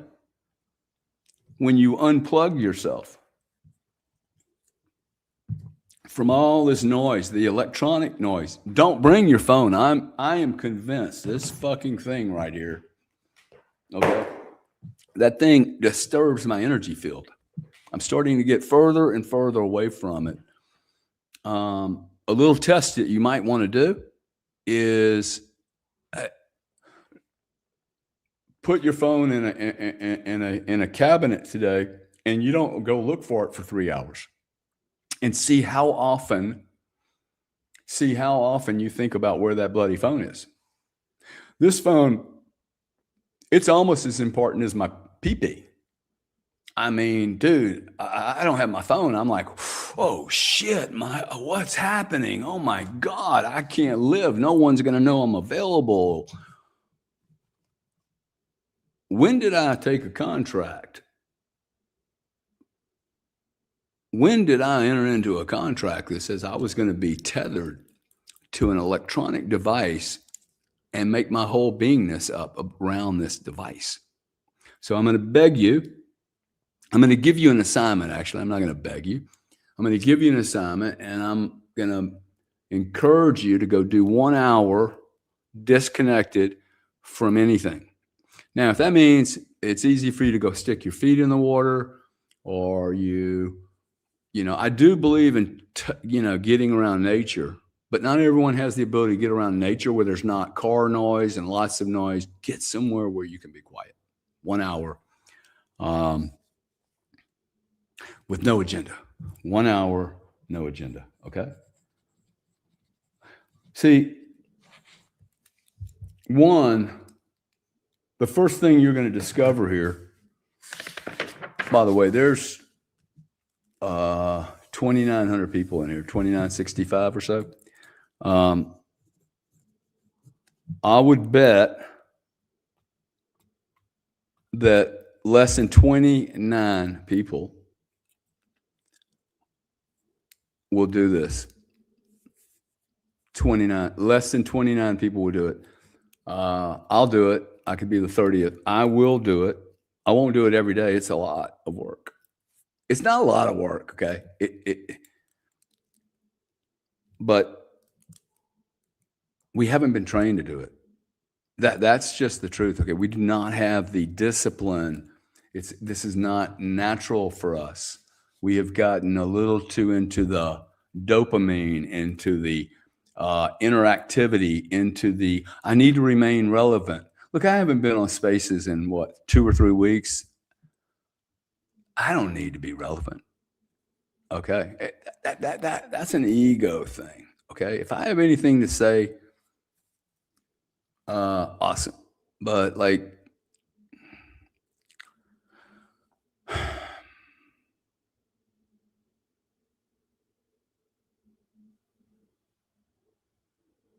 if I don't force myself into a different energy stream, I am going to be left with the energy streams that are bombarding society. I appreciate everything that everyone's doing. I appreciate the independent journalism. I appreciate there's a lot of chaos in the world. But I got to tell you, most everything I see going on, you guys are jacking yourselves off. Just winding yourselves up. Bunch of trauma bonding. What does that mean? Trauma bonding. Drama bonding. It's easy to get wrapped up in insanity, okay? In anger, in fear, in greed. There's so much fear and greed everywhere. There's so much, I need to be acknowledged. I need to be seen. I'm right. I don't know that I'm right. Okay, I don't know that I'm right about anything. What I do know is that I'm willing to bet my entire life, the rest of my days, that the right thing to do is look within me and discover Gary. Really discover Gary to every capacity of me. Okay, and the struggle to do that is a struggle. It is not going to be easy. Just like me creating these different careers was not easy. I started from scratch, from the blank canvas. This painting I'm doing is the hardest thing I've ever done in my life. The only thing that really satisfies me is, okay, I do know the blank canvas thing's my deal. Okay. I'm not going to be interested in running a business because it's already done, right? I don't want to do that. There's so many people that can do that better than me. But to create something from scratch. And so why am I saying that?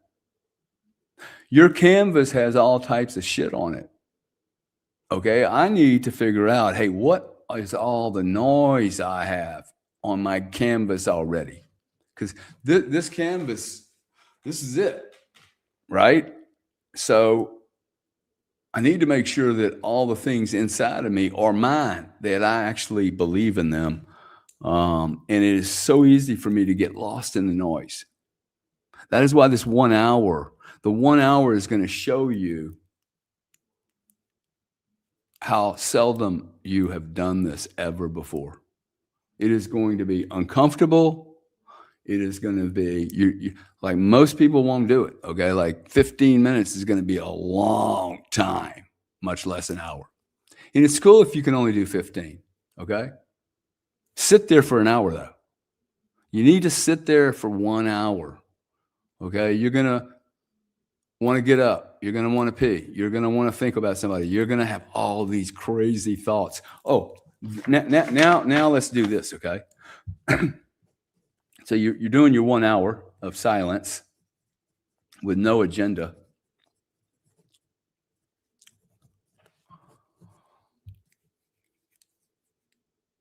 For all you powerhouses out there, all you geniuses, and I don't mean to be sarcastic and argumentative or arrogant, but I'm trying to make a little joke about how stupid we are as humans. I mean, really, we are stupid and stupid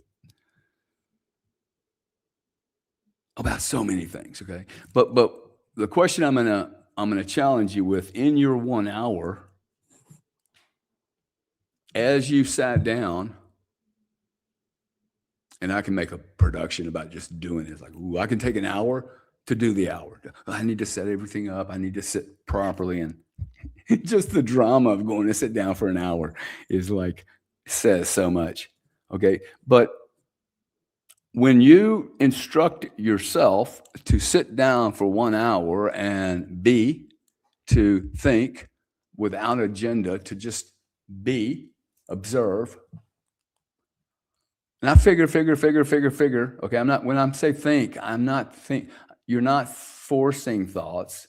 I'm going to ask you, when these thoughts come into your universe, as you have already decided to just be, where the hell are these questions, thoughts, and comments coming from?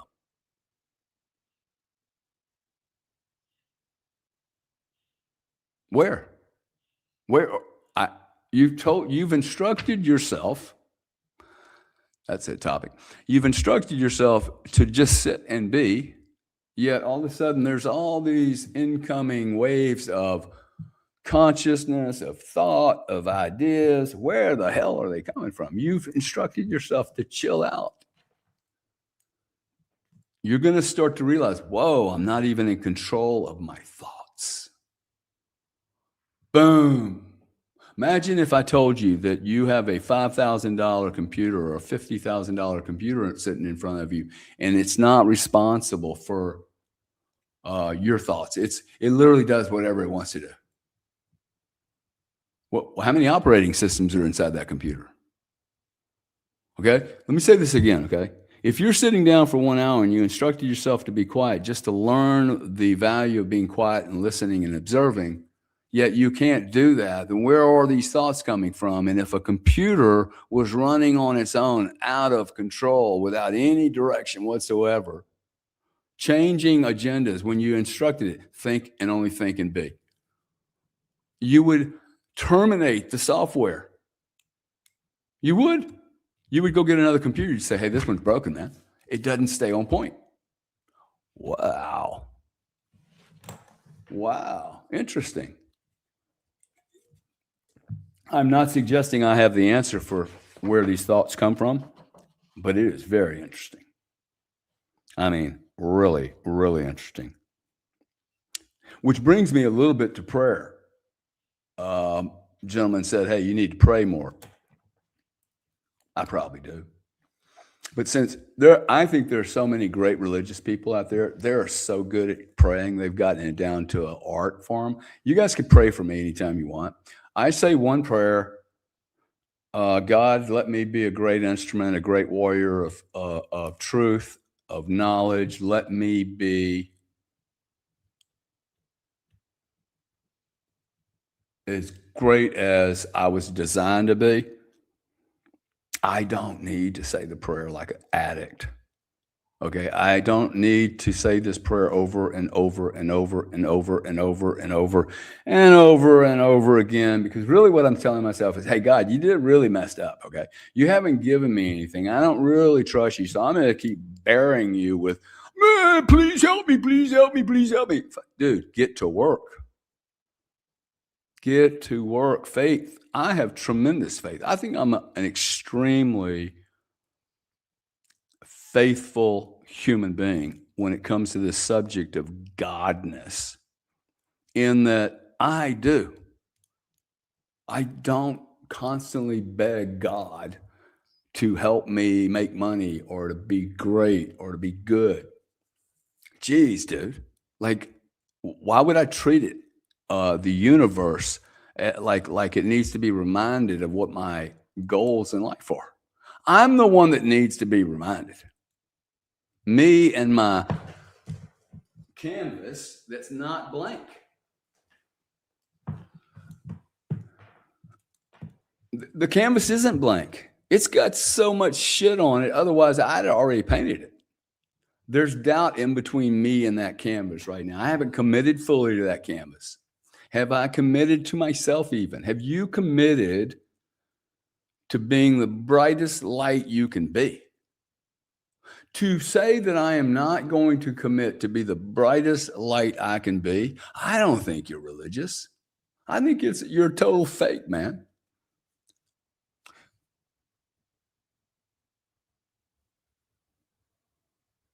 I don't mean to be rude that way, okay? But like, I am a one of one, man. You are a one of one. And to not sit there and go, wow, dude, like I'm an Einstein.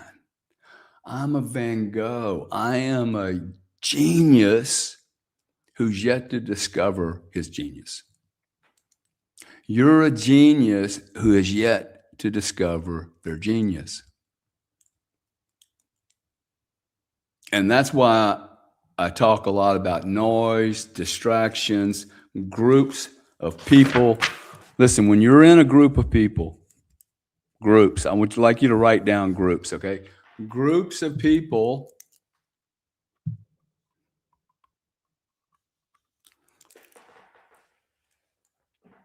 See, what's the problem?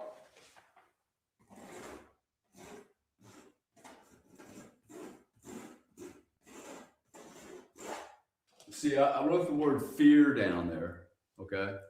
See, there's stuff on that canvas that I don't fully appreciate. You can't see the word, okay? But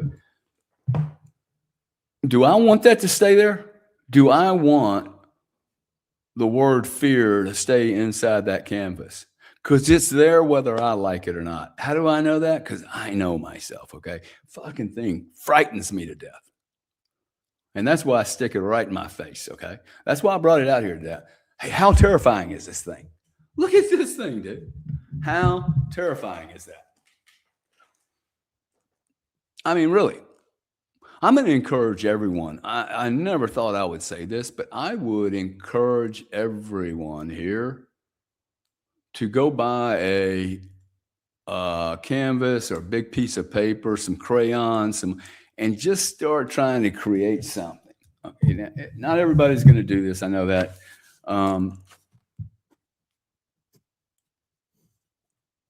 It has shocked me what I've learned from doing art. And I think it is the art itself. It is doing the art. Now that art could be writing. It could be music. It could be painting, charcoaling, playing with putty, playing with stone, whatever that really kind of gets you off, like you enjoy the medium. I mean, you got plenty of time. You got 8 hours a day to work, 7 days a week, 56 hours. You're going to take 1 hour or 2 hours a day on yourself. And then you're not even really good, depending on how old you are. I mean, I think I need 10,000 hours, man. I think I need 10,000 hours. This is what the art is about. The art is me experimenting, and people are laughing at me, telling me how ugly it is. And it's cool. Some of it is ugly, man. Some of it is ugly. However, I play tricks on people sometimes. Mostly I play tricks on myself. I try not to mislead anyone. I most certainly don't put posts out that are an attempt to jack people up.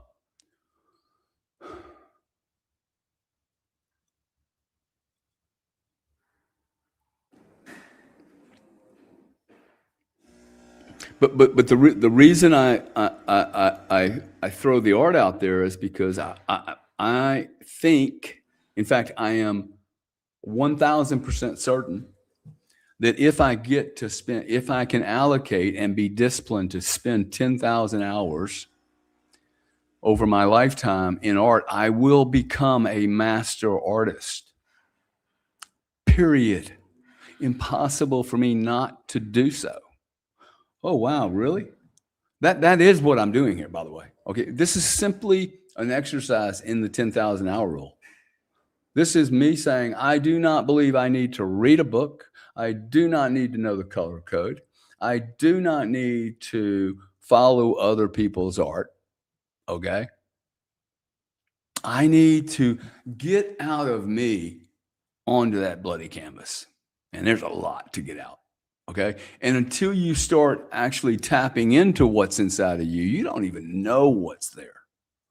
I had a phone call, a week ago from a friend of mine, Andy, in Georgia. And he's like, bro, I got to tell you, some of your art scares the shit out of me. I had an ex-wife's military family come and she snuck down in my art room one day and she looked at my wife's mom and she said, dude, that guy's troubled. I was like, hey, well, what the hell are they doing in my art room anyway? She's right though, okay? I mean, she could see, whoa, dude, look at the stuff inside this cat. So it's been awesome for me to, one, I have a greater likelihood of becoming a great artist than my brother because I'm putting the time and attention into it, right? So I'm most certainly, as long as I'm going to live long enough to do the 10,000 hours, but shit, at 3 hours a day, that'd be 21 hours a week. 21 hours a week would be 84 hours a month. 84 hours a month is about 900 to 1,000 hours a year at 3 hours per day. That means I need 10 years of painting at 3 hours a day to get to 10,000 hours. I'll be 70 some odd years old. It's horrible that I would be 70 years old. I feel like I'm 40. But nonetheless, okay, it's not complicated. It's, oh, wow, I have to do. Discipline is the key to freedom. Well, if I know discipline is the key to freedom, maybe I need to break my life down into pockets, into buckets, so that I can then take the energy and time that I have and go, okay, I'm going to push all my energy into these hours. And art's really hard to subscribe and go, okay, I'm painting between 9 and 12. Like, that's hard for me. Now, I should make that decision. It would be better, but I rationalize it. I can't paint during the day. I don't like painting during the day. Or that's all bullshit, by the way. I can paint. If I decided to paint 8 hours a day, I would become a master at 2.5 times faster than 3 hours a day. And I'm not spending 3 hours a day. Okay? No one is. See, Tim Blanche says here, I am amazing. Yeah, everybody's amazing. They just don't spend any time figuring it out. You're all amazing. The likelihood of me being in the position that I am in is staggeringly low, guys. Okay, it literally, I did not do anything magical. Nobody gave me these jobs, okay? I literally applied for every one of these jobs.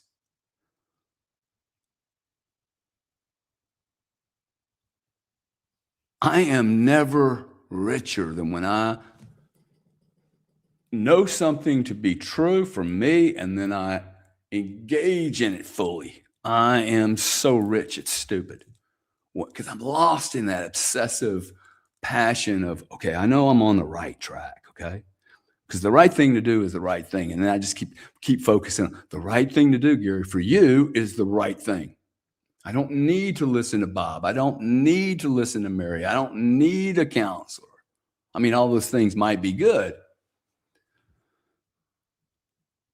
And they might not be, okay? Because the problem is, back to the groups, which is where I was going to. I'd like you to write down groups as a word and ask yourself to list the groups you're involved with. Church, spaces, work, girlfriends, boyfriends, drinking buddies, whatever, okay? What groups are you in? And then, okay, 1, 2, 3, 4, 5, 6, 7, all your groups. And ask yourself, hey, is this positive? Is this a positive group for me? Is everyone inside the group positive? Or are they hitting me with a bunch of data? Are they hitting me with fear that is on that canvas? There's fear on that canvas until I put the first mark on it. And then there's a little more fear. There's different fear. Okay. Now, the canvas didn't come embedded with fear. The canvas did not come embedded with fear. It's got gesso on it. It's blank. It's primed. It's ready to go. It's stretched. It came with nothing. It's a blank fucking canvas, man. I'm the one putting fear into it, and I put fear into it without touching it. Wow. Wow. I put fear into a canvas, and I do it without touching it from a remote position. Now, that's influence. Not controlled influence, but it's influence. It is literally me proving, oh, wow, my power is fucking unbelievable. Whether I know or conscious of it or not, my power is unbelievable. I literally slam an emotion into a physical object, and that physical object holds that energy. Fear. I just wrote it down. Now it's on there. Now the word fear is on there. At least I brought it into the daylight. Like, do you see what I'm doing right now? I'm getting ready to move right through my fear on painting because I'm talking about how crazy it is. Okay? And it is not, this is why I keep saying, hey, I'm the brush, dude. I'm the brush. I just have to go and smack that thing. Fear. Whew. Maybe I just need to write the word fear in big red letters, right? Maybe that becomes a great painting. I don't know. I don't have to worry about what it's going to become. I need to get it out. Okay? I need to get it out. I see so many people in jobs, and I'm like, dude, why are you in that job? You hate it. You're not getting anything out.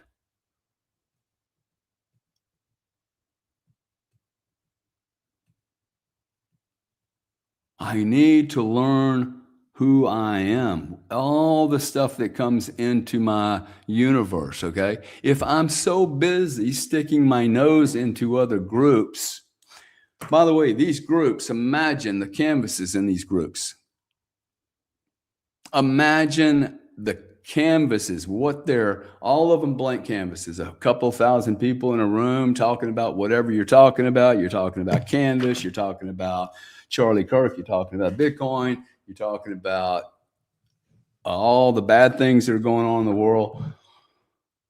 All these canvases have a lot of data in them, okay? And then they're putting drama on top of it. They're smashing it with frequencies and harmonics that are like, they're jacked up, dude. Like you know it when you start to feel repulsed You know it when you're anxious. You're getting in these spaces and you're like, dude, you're like, my heart beats up. I'm anxious. I'm in a space the other night and this young lady starts arguing with me, asks me a question, and then she starts arguing with me. And it was about 8:00 at night. And I'm like, hey, I've just answered a question. I don't need to compete with you. I'd like you to write the word competition and comparing down. Competition, and compare. If you'll notice on some of these spaces, the need to be right seems to be the leading agenda in some of these, and then it becomes a competition, okay? The moment I begin comparing myself with the communication of other people, I've lost my plot. The moment I start competing with someone for airtime, for O2, for acknowledgement, I need to make my point in such a way it makes him look wrong or her look wrong. Anyway, I withdrew from the meeting. I turned some music on. I actually made a decision. I was like, hey, do I want to listen to this 50, 100, 500 people, all with blank canvases that aren't blank? That's heavy, right? All these blank canvases that are not blank, okay? They're not. They have so much inventory inside these canvases, inside these beings, and I don't even think half of us put it there ourselves. It's there on a subconscious level. I can either tap into that frequency and argue, or I was like, dude, I can turn on who's one of my favorite artists? I can turn on Jack White, and as soon as I turn that music on, I go in a different direction. Okay. So what am I saying? Tap into positive harmonics and frequency. Okay. I'm not talking about little girls. Oh, I have a 12:30 call I have to go to. I'm not talking about being a little girl. Okay. I'm talking about being a powerhouse.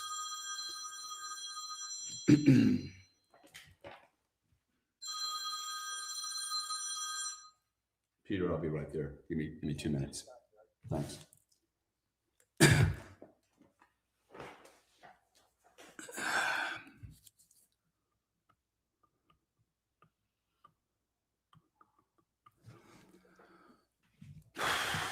I really should just tell these guys to give me 30 minutes. I really am enjoying the space this morning. I think, but I can't. I've got 3 or 4 people waiting. Okay, so back to the groups, okay? If the harmonics and the frequency of these groups, measure it, okay? Go, hey, is it high quality or low quality? 1 to 5. Is it making me feel better or is it making me feel worse? There is absolutely no reason for anyone to spend an hour a day talking about Bitcoin. I am so sorry to say that, guys. But if you want to learn, awesome, okay? But like, how many times do you need to hear the 21 million story? What I need to tap into is this 8 hours that everybody keeps telling me they don't have. I'm like, what are you talking about, man? Oh, by the way, let's pretend like you can't make a good living working 8 hours a day, 7 days a week. Even if you can't, spending the other 8 hours looking at yourself will turn you into such an awesome asset that you won't possibly make the same mistake that other people are making by getting lost into somebody else's dream, into somebody else's role, their job. Okay, what are we talking about? We're talking about inventorying self. Okay, just inventorying self and how brilliant we are and how many things can get in the way of my own brilliance. I'm sorry I have to stop here, but I do. I may launch another space later this afternoon to expand on this. I got other people. I made a commitment. I probably should have pushed it out. I am a 1 of 1, and you are a 1 of 1. I've taken my whole life to figure out this finally. Oh wow, I'm a 1 of 1. It is in me to go as deep on that as possible. Most certainly, I have risked and speculated most all of my wealth into the concept of Bitcoin, and it's one of 21 million.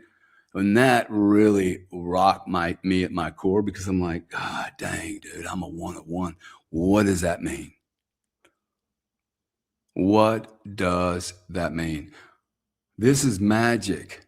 Okay. You're a one of one, and it's your job to figure it out. Okay. In fact, I'm going to hold you responsible for figuring out, because I need more people that are gangsters.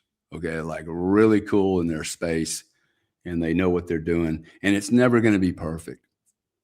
So I'm going to ask you to go out and help somebody today. Be nice to somebody, take care of somebody. As soon as you flow energy to somebody else, they feel the ripple, man.